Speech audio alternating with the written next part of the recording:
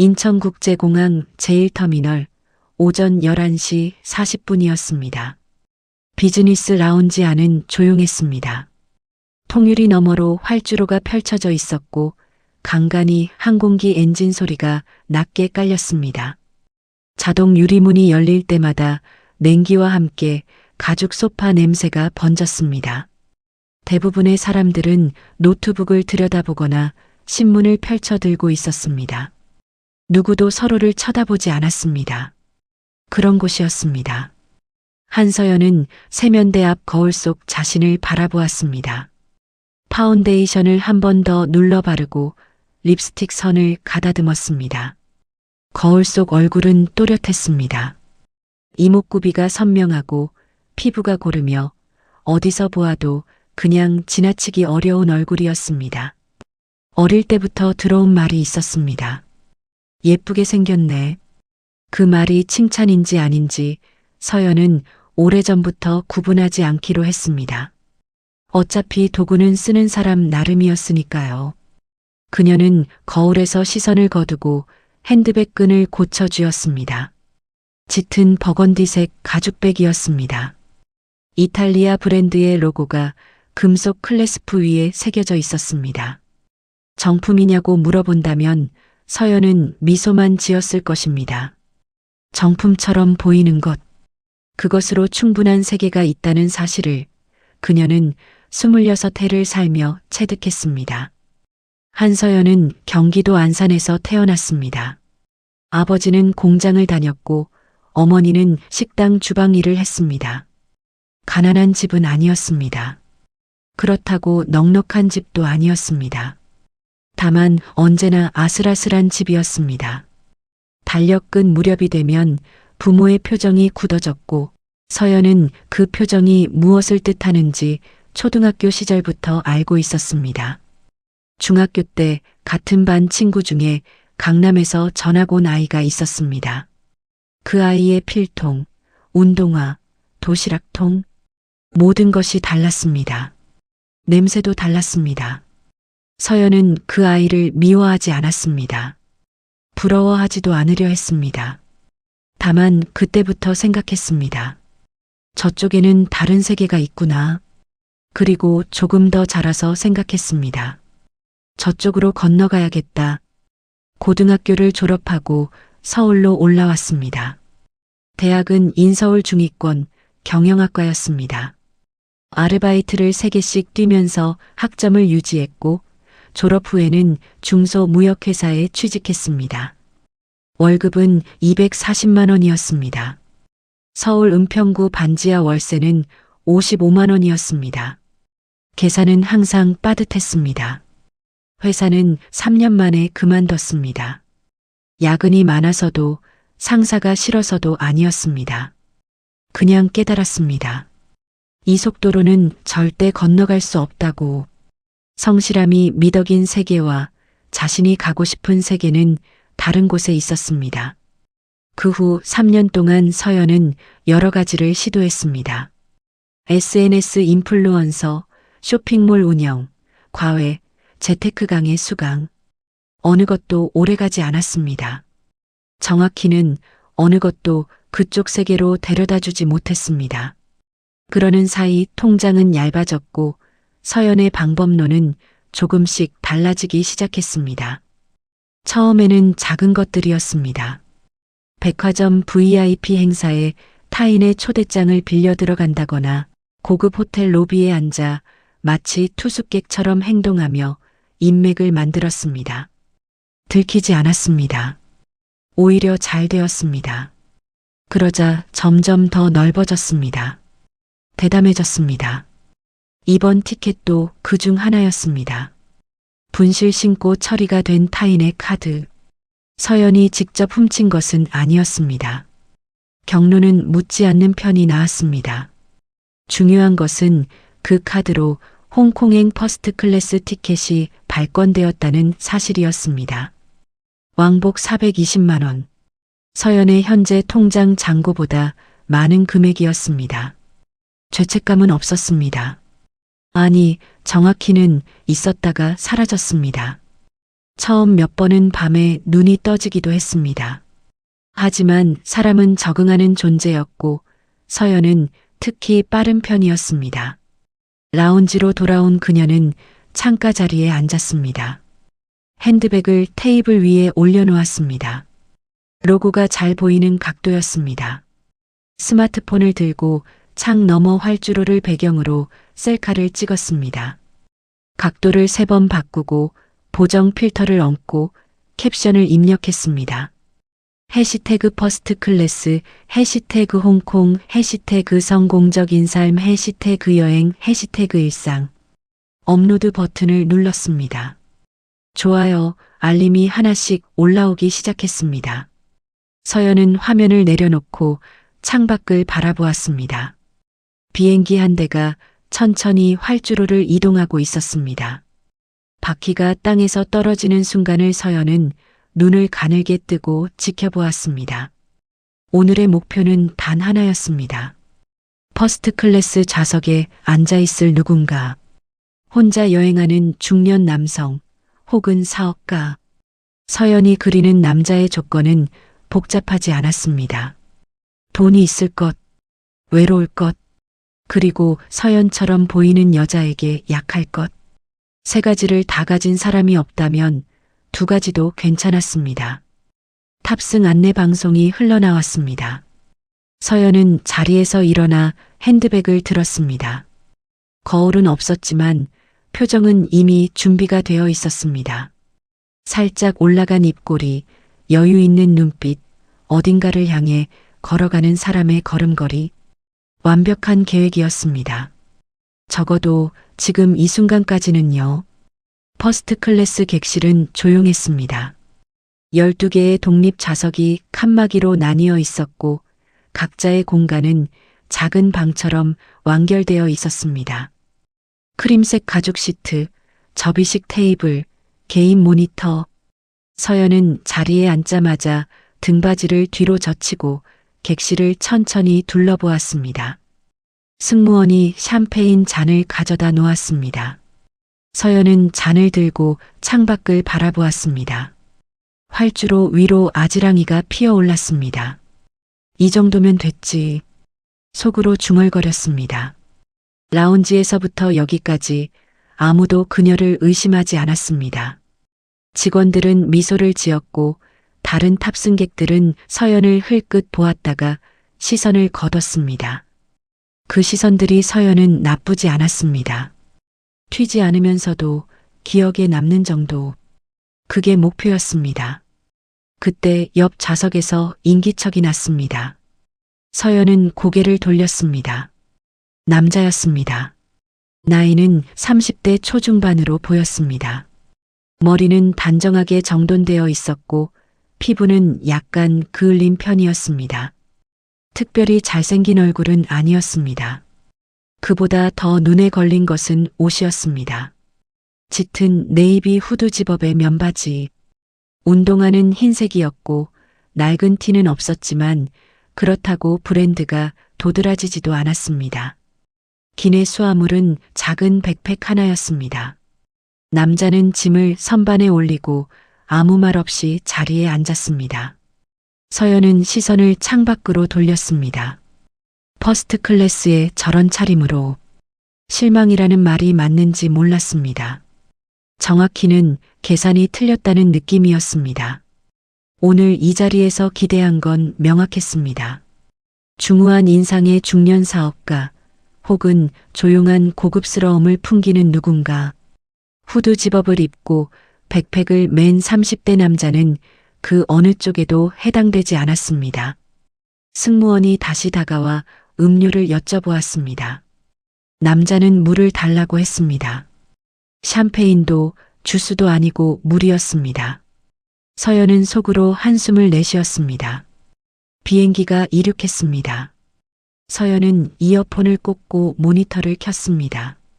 영화 목록을 스크롤하다가 멈췄습니다. 어떤 것도 눈에 들어오지 않았습니다.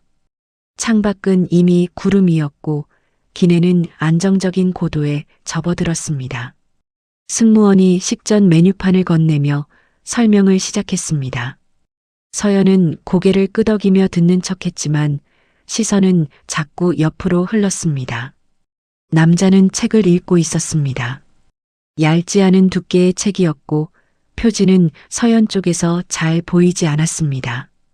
무릎 위에 올려놓고 페이지를 넘기는 속도가 일정했습니다. 주변에 전혀 관심이 없는 사람처럼 보였습니다. 서연이 신경 쓰이는 것과 달리 남자는 그녀를 단 한 번도 쳐다보지 않았습니다. 그게 오히려 거슬렸습니다. 나한테 관심도 없네. 이상한 감정이었습니다. 무시당하고 싶었던 것도 아닌데 완전히 투명인간 취급을 받으니 오히려 심술이 났습니다. 서연은 이어폰을 빼고 팔짱을 꼈습니다. 잠시 후 이유를 알 수 없는 충동이 일었습니다. 여기 1등석인데 서연이 말했습니다. 작은 목소리였지만 조용한 객실에서 충분히 들렸습니다. 남자가 책에서 눈을 들었습니다. 서연을 바라보았습니다. 표정에 특별한 반응은 없었습니다. 옷차림이 너무 대충 아닌가요? 말하고 나서 서연은 입꼬리를 살짝 올렸습니다. 농담처럼 보이게 하는 표정이었습니다. 실제로는 농담이 아니었지만 그런 식으로 뭉개는 게 서연의 방식이었습니다. 남자는 잠깐 서연을 바라보다가 조용히 미소를 지었습니다. 편한 게 좋아서요. 그게 전부였습니다. 기분 나빠하지도 변명하지도 않았습니다. 서연은 예상했던 반응이 오지 않자 잠깐 말문이 막혔습니다. 그리고 웃으며 넘어가기로 했습니다. 식사가 나왔습니다. 두 사람은 한동안 말없이 각자의 식사를 했습니다. 서연은 포크를 들면서 슬쩍 남자 쪽을 살폈습니다. 식사 방식은 자연스러웠습니다. 불편해 보이거나 어색해 보이지 않았습니다. 이런 자리가 익숙한 사람처럼 보였습니다. 그 점이 서연은 다시 한번 마음에 걸렸습니다. 돈은 있는 사람인가? 아니면 그냥 업그레이드 받은 건가? 판단이 서지 않았습니다. 와인 잔을 기울이며 서연은 다시 말을 꺼냈습니다. 이번에는 조금 더 여유 있는 톤으로였습니다. 이런 자리 자주 타세요? 남자는 포크를 내려놓았습니다. 가끔요. 필요하면. 저도 자주 타는 편이에요. 사실 비법이 있거든요. 서연은 웃었습니다. 상대방이 묻지도 않았지만 분위기를 주도하고 싶었습니다. 그리고 어딘가에서 이상하게도 이 남자에게 인정받고 싶다는 감각이 슬며시 올라오고 있었습니다. 그 감각을 서연은 알아채지 못했습니다. 신용카드 새로 만들고 분실 신고하면 환불이 되거든요. 꿀팁이죠? 말하고 나서 서연은 능청스럽게 와인 잔을 들었습니다. 잘 알려지지 않은 정보를 나눠주는 사람의 표정이었습니다. 남자는 반응이 없었습니다. 1초가 지났습니다. 2초가 지났습니다. 그건 사기예요. 조용하고 평평한 목소리였습니다. 화가 난 것도 훈계하는 것도 아니었습니다. 그냥 사실을 말하는 사람의 목소리였습니다. 서연의 표정이 굳었습니다. 그리고 곧바로 웃음으로 덮었습니다. 아, 너무 진지하시다. 요즘 세상 다 그렇게 살아가요. 다 그렇게 살지는 않아요. 남자는 짧게 말하고 다시 포크를 들었습니다. 더 이상 서연 쪽을 보지 않았습니다. 서연은 창밖을 바라보았습니다. 귀가 약간 달아올랐습니다. 화가 났습니다. 무슨 자격으로? 처음 보는 사람이. 그리고 그 분노 아래에 무언가 다른 것이 있었는데 서연은 그것을 오래 들여다보지 않았습니다. 들여다보면 불편해지는 종류의 감정이었습니다. 코웃음을 한번 쳤습니다. 이어폰을 다시 꽂았습니다. 남자는 이미 책으로 돌아가 있었습니다. 아무 일도 없었던 사람처럼 페이지를 넘겼습니다. 그 옆모습이 서연은 이상하게 신경 쓰였습니다. 판단도 경멸도 아닌 그냥 실망 같은 것이 스쳤다는 느낌. 확인할 방법은 없었습니다. 하지만 느낌은 지워지지 않았습니다. 뭘 안다고. 서연은 속으로 중얼거렸습니다. 구름이 창밖으로 천천히 흘러갔습니다. 홍콩까지는 아직 3시간이 남아 있었습니다. 서연은 모니터를 껐습니다. 영화를 볼 기분이 아니었습니다. 처음에 그렸던 계획이 이미 틀어진 느낌이었고 그 사실이 작게 그러나 분명하게 불편했습니다. 이 남자가 뭔데? 그리고 그 뒤에 더 작은 목소리로 나는 뭘 하고 있는 건가? 서연은 그 생각을 빠르게 눌렀습니다. 지금은 그럴 때가 아니었습니다. 홍콩에 내리면 다시 시작하면 됐습니다. 다른 사람을 찾으면 됐습니다. 계획은 여전히 유효했습니다. 그렇게 스스로를 설득하면서 서연은 창밖의 구름을 바라보았습니다. 비행기는 조용히 남쪽으로 향하고 있었습니다. 불편함은 조용히 쌓이는 법이었습니다. 서연은 이어폰을 꽂고 있었지만 음악은 듣지 않고 있었습니다. 모니터 화면은 켜져 있었지만 영화는 멈춰 있었습니다. 와인잔은 반쯤 비어 있었고 식사 트레이는 아직 치워지지 않은 채였습니다. 겉으로 보면 혼자만의 시간을 즐기는 여행객이었습니다. 하지만 서연의 시선은 자꾸 옆으로 흘렀습니다. 남자는 여전히 책을 읽고 있었습니다. 페이지를 넘기는 손이 일정했습니다. 등받이에 등을 기대고 다리를 편안하게 뻗고 가끔 커피잔을 들었다가 내려놓았습니다. 서연이 존재하지 않는 것처럼, 아까의 대화가 없었던 것처럼 그 태어남이 서연에게는 이상하게 거슬렸습니다. 무시당한 것도 아니고 싸운 것도 아닌데 무언가 지고 있다는 느낌이 자꾸 들었습니다. 저 사람은 왜 저렇게 아무렇지 않은 거지? 서연은 이어폰을 빼고 팔걸이에 팔꿈치를 올렸습니다. 칸막이가 있는 구조였지만 완전히 막혀 있지는 않았습니다. 옆 사람의 움직임은 충분히 인식되는 거리였습니다. 서연은 그 거리가 갑자기 좁게 느껴졌습니다. 승무원이 트레이를 수거하러 왔습니다. 서연은 잔을 내려놓으며 말했습니다. 저 불편한 게 있어서요. 승무원은 미소를 유지하며 고개를 기울였습니다. 말씀하세요. 옆자리 분이요. 좀 불편하거든요. 자리 조정이 가능한가요? 승무원의 표정이 잠깐 굳었다가 다시 부드럽게 펴졌습니다. 서연은 그 0.5초를 놓치지 않았습니다. 하지만 개의치 않았습니다. 이런 상황에서 당당하게 요청하는 것, 그게 이 자리에 어울리는 사람처럼 보이는 방법이라고 서연은 알고 있었습니다. 구체적으로 어떤 부분이 불편하신지 여쭤봐도 될까요? 분위기요. 이 남자 분위기가 좀 맞지 않아서요. 다른 자리로 보내주시면 안 되나요? 객실이 조금 더 조용해졌습니다. 승무원은 시선을 살짝 옆 좌석으로 옮겼다가 다시 서연에게로 돌렸습니다. 표정은 여전히 미소였지만 그 안에 난처함이 섞여 있었습니다. 두 분 모두 동일한 요금의 좌석이십니다. 특별히 불편하신 사항이 없으시면 좌석 이동은 어렵습니다. 제가 지금 불편하다고 말씀드리고 있잖아요. 목소리가 조금 올라갔습니다. 서연 스스로도 느꼈습니다. 하지만 멈추지 않았습니다. 한 번 꺼낸 말은 끝까지 가져가는 것, 그것도 서연의 방식이었습니다. 분위기가 맞지 않는다는 건 저로서는 조치를 취하기가 어려운 부분이고요. 승무원의 어조는 여전히 정중했습니다. 그러나 물러서지 않았습니다. 서연은 잠깐 말이 막혔습니다.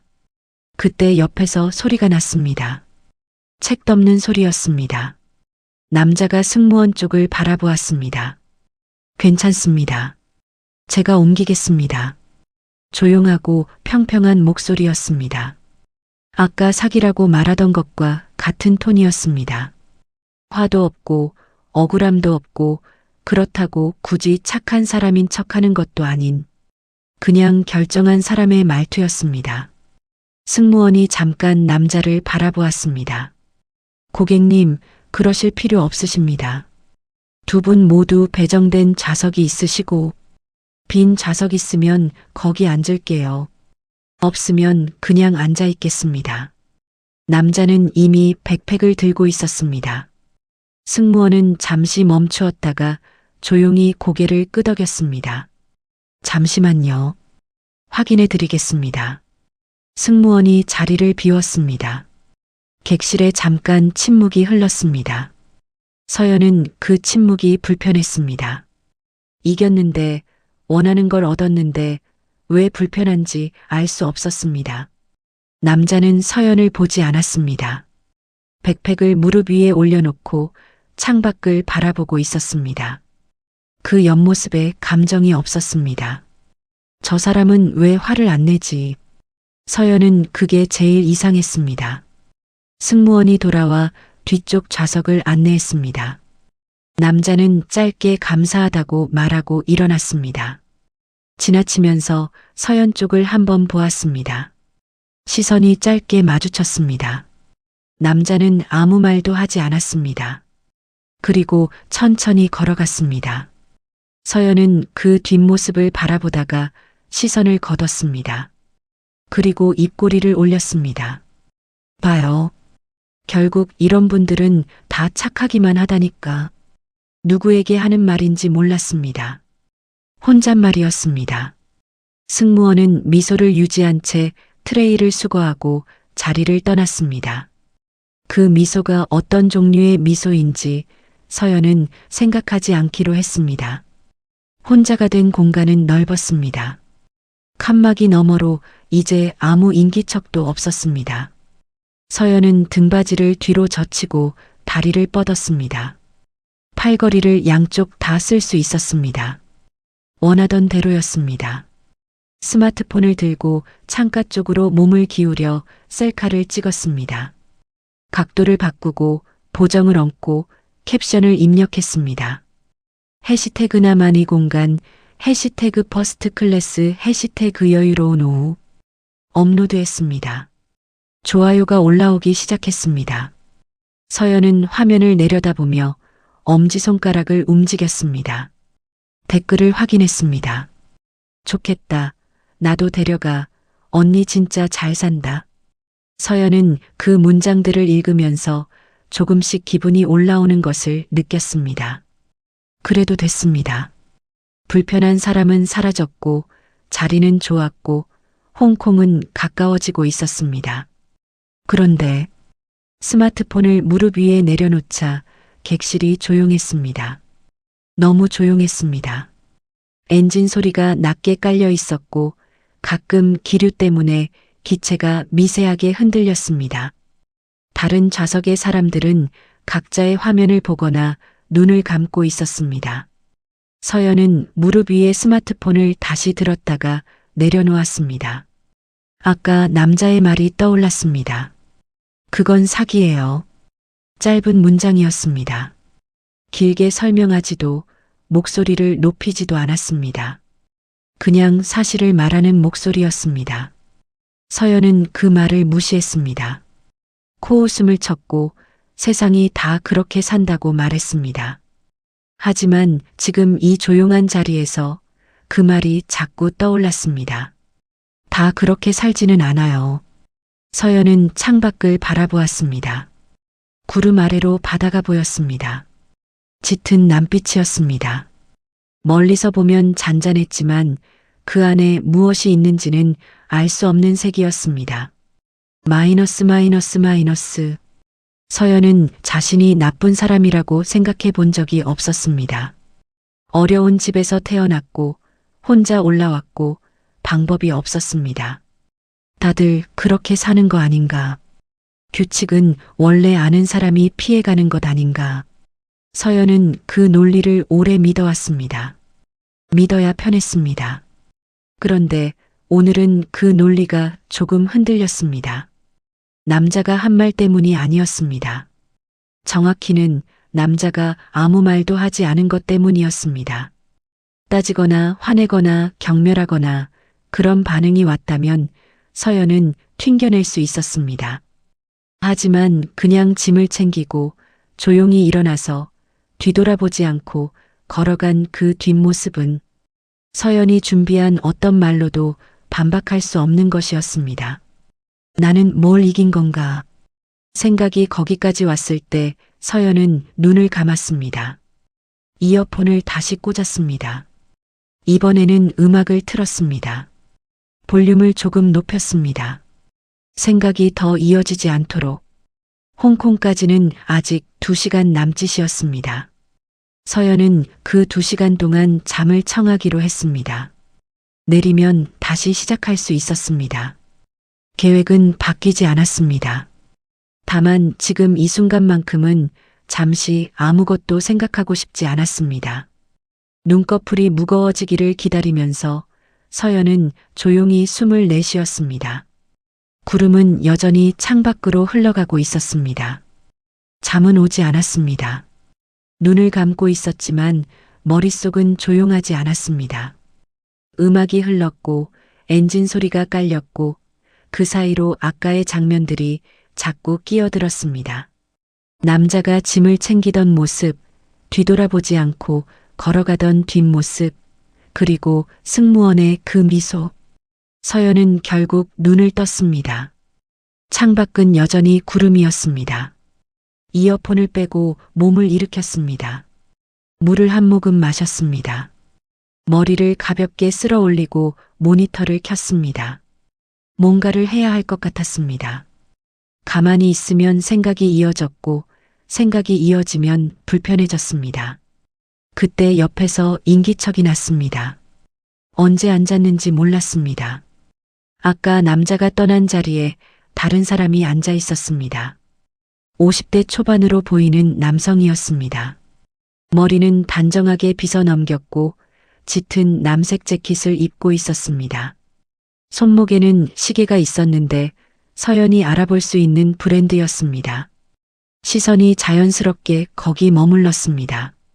남성은 태블릿을 보고 있었습니다. 서연 쪽을 의식하지 않았습니다.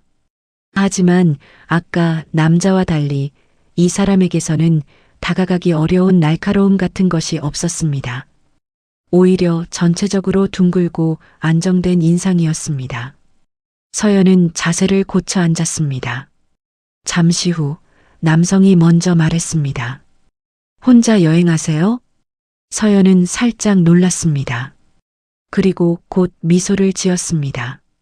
네, 홍콩 잠깐 들르는 거예요. 저도요. 미팅이 하나 있어서. 목소리가 낮고 차분했습니다. 억양에 서울 말씨가 섞여 있었습니다. 서연은 몇 가지를 동시에 계산했습니다.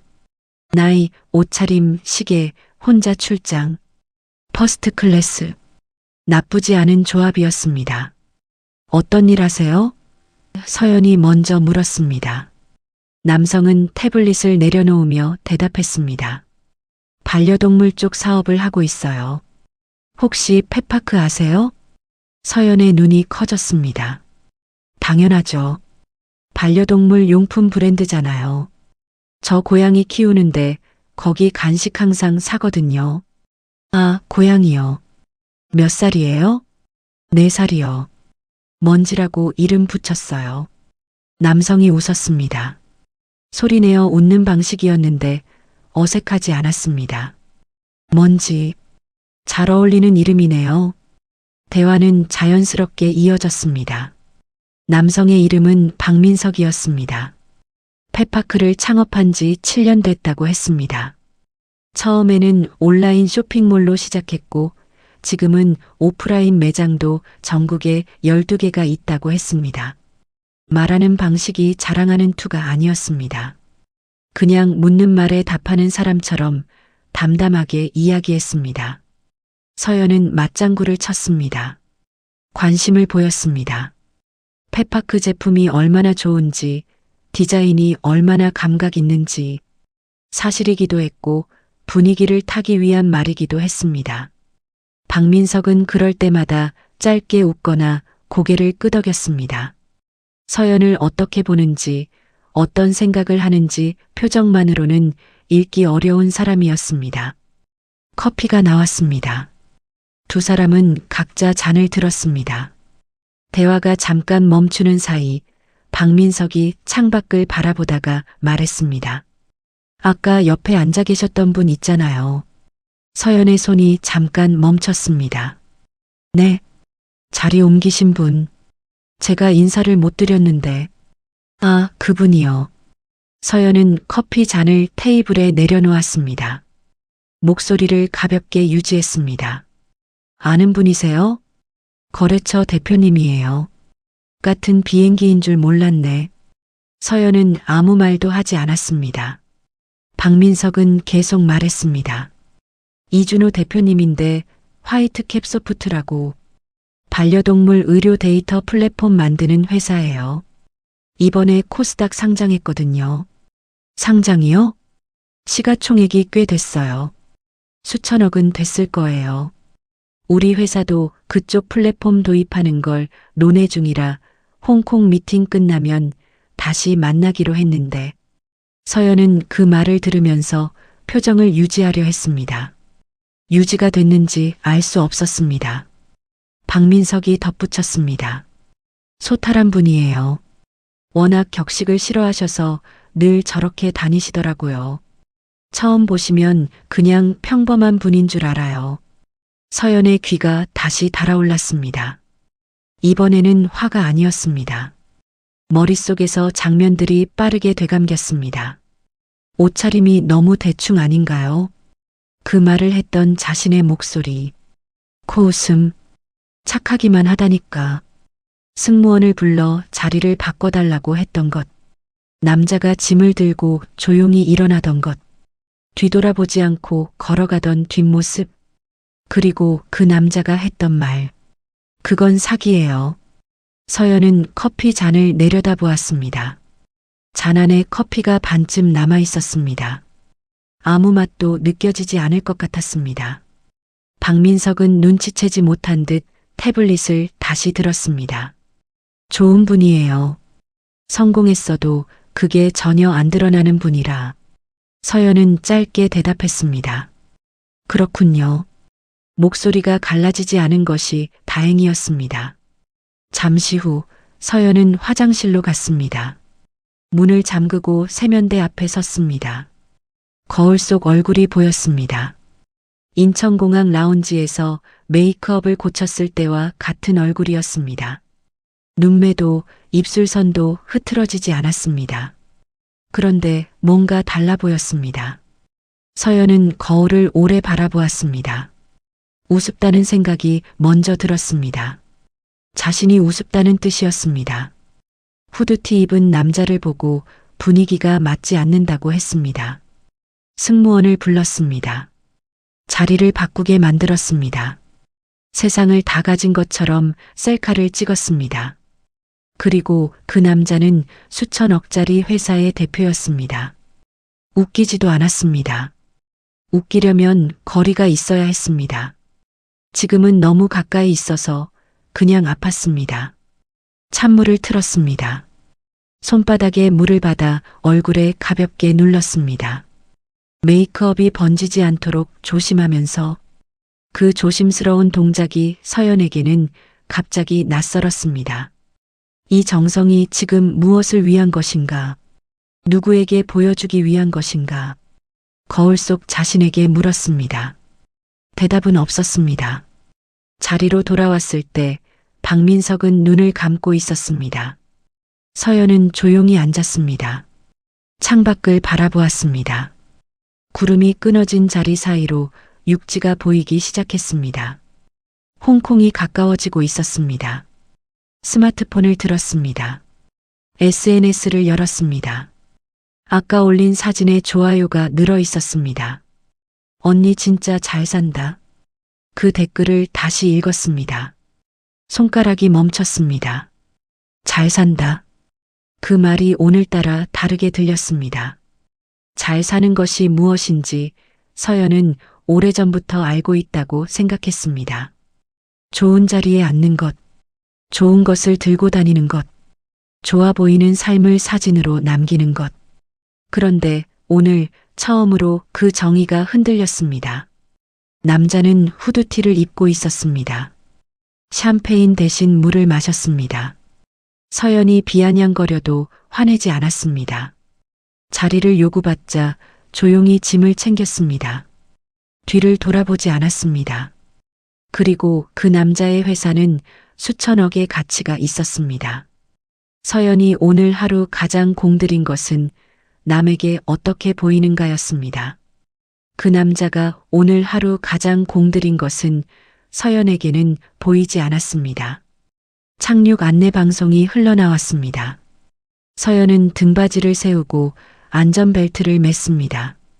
핸드백을 무릎 위에 올렸습니다. 버건디 가죽백의 금속 클래스프가 기내 조명을 받아 반짝였습니다. 서연은 그것을 내려다보았습니다. 오래 바라보았습니다. 그리고 처음으로 그 빛이 아름답지 않다고 느꼈습니다. 홍콩의 불빛이 창밖으로 가까워지고 있었습니다.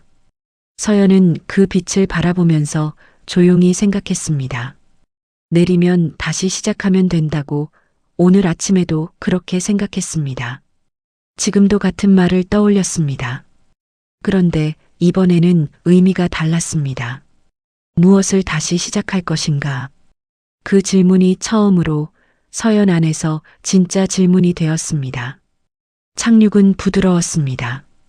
바퀴가 활주로에 닿는 순간 가벼운 충격이 왔고 기체가 속도를 줄이면서 엔진 소리가 낮아졌습니다. 기내에 박수 소리는 없었습니다. 퍼스트 클래스 승객들은 대부분 눈을 뜨거나 화면을 껐습니다. 조용하고 익숙한 착륙이었습니다. 서연은 안전벨트를 풀었습니다. 홍콩이었습니다. 창밖으로 공항 건물의 불빛이 보였습니다. 서연은 핸드백을 들고 자리에서 일어났습니다. 머릿속은 아직 정리되지 않았습니다. 4번 챕터의 질문이 여전히 남아 있었습니다. 무엇을 다시 시작할 것인가? 답은 없었습니다. 하지만 그 질문이 있다는 것 자체가 아침과는 달랐습니다. 승무원이 출구 쪽에 서서 인사를 했습니다. 서연은 고개를 살짝 숙이며 지나쳤습니다. 그런데 통로 끝에서 멈춰야 했습니다. 2명의 승무원이 서 있었습니다. 그리고 그 옆에 제복을 입은 사람이 2명 더 있었습니다. 홍콩 공항 경찰이었습니다. 서연은 처음에 그것이 자신과 관계 있는 일이라고 생각하지 못했습니다. 다른 승객을 기다리는 것이라고 생각했습니다. 그러나 그들의 시선이 서연에게 고정되었습니다. 승무원이 앞으로 나왔습니다. 아까 서연의 자리 이동 요청을 처리했던 바로 그 승무원이었습니다. 한서연 고객님이시죠? 서연은 대답하지 않았습니다. 대답이 나오지 않았습니다. 신용카드 부정 사용 혐의로 확인이 필요하십니다. 동행 부탁드립니다. 목소리는 낮고 정중했습니다. 주변 승객들의 시선이 느껴졌습니다. 서연은 그 시선들을 오늘 하루에도 많이 느꼈습니다. 라운지에서도 탑승 때도 셀카를 찍을 때도. 하지만 그 시선들과 지금 이 시선들은 완전히 달랐습니다. 저 아니에요. 오해예요. 목소리가 떨렸습니다. 경찰이 한 걸음 앞으로 나왔습니다. 이후의 일들은 빠르게 진행됐습니다. 서연은 기내에서 공항 내 별도 공간으로 안내되었습니다. 경찰이 여권과 탑승권을 확인했습니다. 항공사 측에서 발권 기록과 카드 정보를 대조했습니다. 카드 명의자는 서연이 아니었습니다. 분실 신고가 된 카드였습니다. 발권 시각과 신고 시각이 일치했습니다. 증거는 서연이 생각한 것보다 훨씬 정확했습니다. 서연은 의자에 앉아 통역 경찰의 설명을 들었습니다. 한국 측 수사기관과 연계 처리가 될 것이라고 했습니다. 귀국 조치와 함께 국내에서 정식 조사가 이루어질 예정이라고 했습니다. 서연은 고개를 숙인 채 들었습니다. 부정하고 싶었습니다. 해명하고 싶었습니다. 하지만 입이 열리지 않았습니다. 무슨 말을 해도 사실은 사실이었습니다. 카드는 자신의 것이 아니었고 티켓은 그 카드로 발권된 것이었습니다. 서연이 직접 카드를 훔친 것은 아니었지만 사용한 것은 서연이었습니다. 그건 사기예요. 비행기 안에서 들었던 그 말이 다시 떠올랐습니다. 그때는 코웃음을 쳤습니다. 너무 진지하다고 했습니다. 세상이 다 그렇게 산다고 했습니다. 그런데 지금 이 의자에 앉아 있는 사람은 서연이었습니다. 2시간 후 서연은 공항 내 대기 공간에 있었습니다. 귀국편이 확정되었고 한국 측 인계 절차가 준비 중이었습니다. 핸드백은 옆에 놓여 있었습니다. 버건디 가죽백, 금속 클래스프. 서연은 그것을 바라보지 않았습니다. 창밖으로 홍콩의 저녁이 내려앉고 있었습니다. 빌딩들 사이로 노을이 지고 있었습니다. 주황과 붉은빛이 섞인 하늘이었습니다. 아름다웠습니다. 서연은 오늘 아침 이 도시에 내리면 무엇을 할지 계획했었습니다. 좋은 호텔 로비에서 사진을 찍을 것, 고급 레스토랑 앞에서 셀카를 올릴 것, 그리고 그 사이에서 누군가를 만날 것. 그 계획이 지금은 먼 나라 이야기처럼 느껴졌습니다. 문이 열렸습니다. 경찰이 들어왔습니다. 그리고 그 뒤에 낯익은 얼굴이 있었습니다. 이준호였습니다. 서연은 굳었습니다. 이준호는 경찰과 짧게 이야기를 나누었습니다. 서연에게는 들리지 않았습니다. 잠시 후 경찰이 나갔고 이준호가 서연 쪽으로 걸어왔습니다. 여전히 후드 집업이었습니다. 백팩을 메고 있었습니다. 비행기 안에서 본 그대로였습니다. 서연은 고개를 들 수가 없었습니다. 이준호가 맞은편 의자를 당겨 앉았습니다. 잠시 침묵이 흘렀습니다. 많이 놀라셨죠? 서연은 대답하지 않았습니다. 대답할 말이 없었습니다. 공항 측에 제가 아는 분이 계셔서 상황을 전달받았어요. 왜 오셨어요? 서연의 목소리는 작았습니다. 떨리지 않으려 했지만 떨렸습니다. 이준호는 바로 대답하지 않았습니다. 잠깐 창밖을 바라보았습니다. 노을이 지는 홍콩의 하늘이었습니다. 그냥 왔습니다. 서연은 그 말의 의미를 한참 생각했습니다. 그냥 이유가 없다는 뜻인지 이유를 말하고 싶지 않다는 뜻인지 알 수 없었습니다. 서연은 손을 무릎 위에 올려놓았습니다. 핸드백을 바라보지 않으려 했지만 시야 끝에 걸렸습니다. 저한테 화 안 나세요? 났었죠. 짧고 솔직한 대답이었습니다. 지금은요? 이준호가 서연을 바라보았습니다. 비행기 안에서 마주쳤던 그 시선이었습니다. 판단하는 눈이 아니었습니다. 그렇다고 위로하는 눈도 아니었습니다. 그냥 보는 눈이었습니다. 지금은 모르겠어요. 서연은 고개를 숙였습니다. 죄송합니다. 말하고 나자 눈물이 날 것 같았습니다. 참았습니다. 여기서 울면 안 된다고 생각했습니다. 그런데 왜 안 되는지 이유를 찾을 수 없었습니다. 그냥 습관처럼 참았습니다. 이준호는 한동안 아무 말도 하지 않았습니다. 그리고 천천히 말했습니다. 진짜 부자는 돈이 아니라 마음으로 사는 사람이에요. 설교하는 말투가 아니었습니다. 높은 데서 내려다보는 말도 아니었습니다.